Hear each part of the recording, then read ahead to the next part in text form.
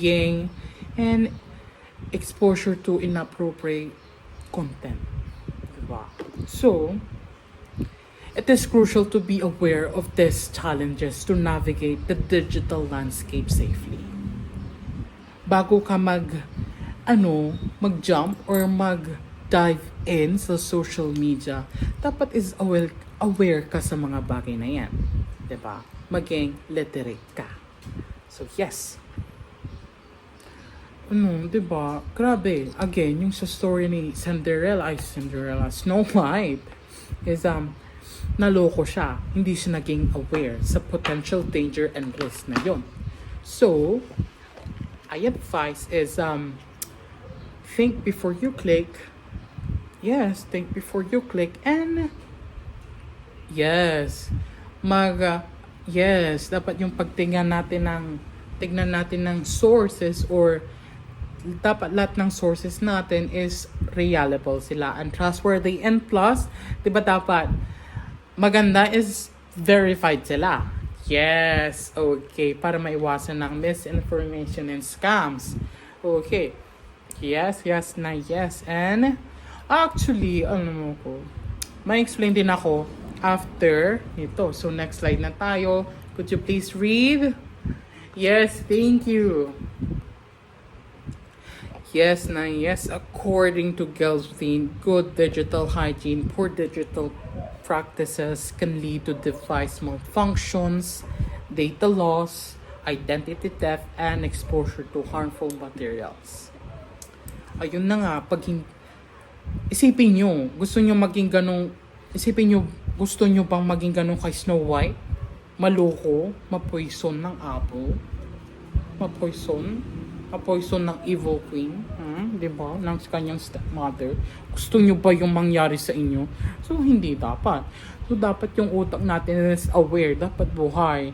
Critical thinking natin, dapat i-activate nyo na yan before pa. Hindi lang dapat sa digital world, dapat pati na rin sa reality natin. Example nito, yung sinasabi ko kanina, magbibigay ako ng example, is ito nangyari sa akin.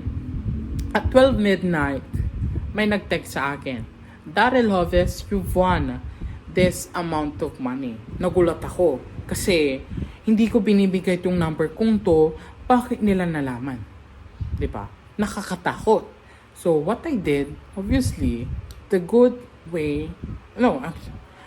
thing that I did is, after I read it, kinalimutan ko na siya. Well, kinalimutan. Hindi ko siya makakalimutan pala. What I did is, I ignore it, spam, and delete. Okay, ganun ang gawin natin, guys. Huwag nating i-entertain ang mga ganung bagay. So, yes. And then, ito, nabasa na rin yung sa Republic Act 10175, Cybercrime Prevention Act of 2012. Despite the implementation of the Cybercrime Prevention Act of 2012, the Philippines has seen a rise in cybercrime cases.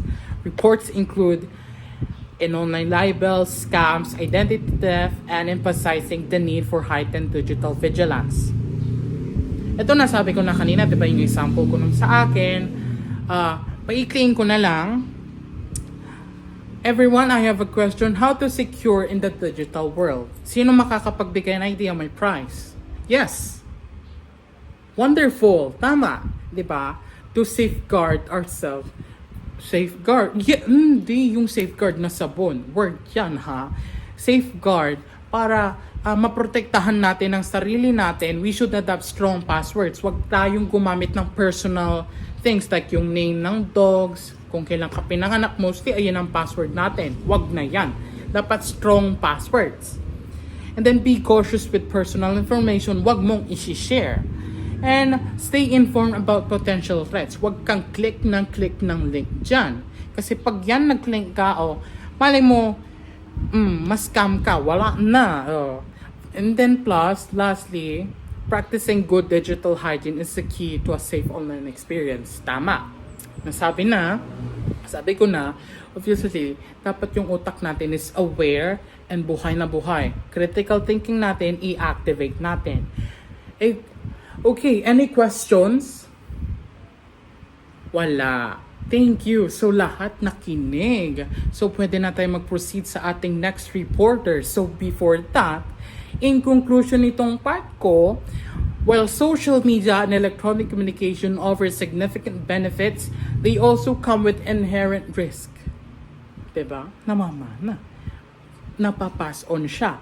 By seeing, inform, and adopting practice security measures,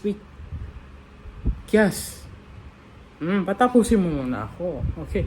We can enjoy the advantage of the digital age while minimizing potential dangers.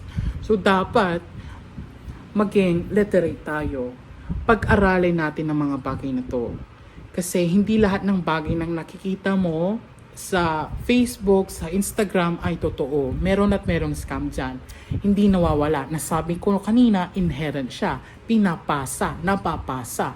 So, again, I am Daryl Hoves. Thank you for your cooperation, guys. And Miss Jessica will have the floor. Thank you. How are you doing today? Oh, that's great that you are doing good today. Now, before anything else, can you check your desk and or your under your seat and pick up all the mess? Thank you. Before we start our discussion for this morning, from who can recall with what was our last topic? Yes, Jana. Good job, Jana. Our last topic was all about the best and worst of both social media and electronic communication. Now, based on that last topic, what do you think is the topic that we are going to discuss today? Yes, Kaina? Very good, Kaina. Our topic for today is all about cybercrime cases. Alright, can you please read this one? Yes, Aaron.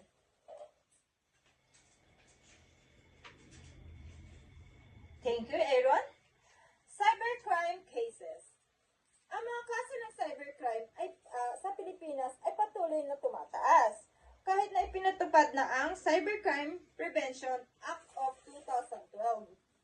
Upang labanan ang mga ganitong krimen or kaso, over the past few years, ang isang tulad ng online libel, scam, at identity theft ay naging mas karaniwan sa ating bansa ayon sa Philippine National Police Anti-Cybercrime Group. May ipagtaas ng mga ganitong kaso insidente mula noong 2013 na nagpapakita na ang cybercrime ay isang problema sa ating bansa sa Pilipinas. Now, let's move on. We have cybercrime cases have rules. Many rules of the cybercrime cases. Let's move on the illegal access. Illegal access. Ito yung pag-access mo na walang authorization sa may-ari. For example, sa Facebook or any social media account or yung pag-hack mo sa tulad ng bank account ng isang tao sa bangko na para makuha mo ang kanyang information or buong detalye para ma-hack mo ang kanyang bank account. Yun ay illegal access. The next one, illegal interception. Illegal interception, it refers sa hindi autorisadong pagkuha o pag-eavesdrop sa mga private communication, data o information habang ito ay pinapadala sa isang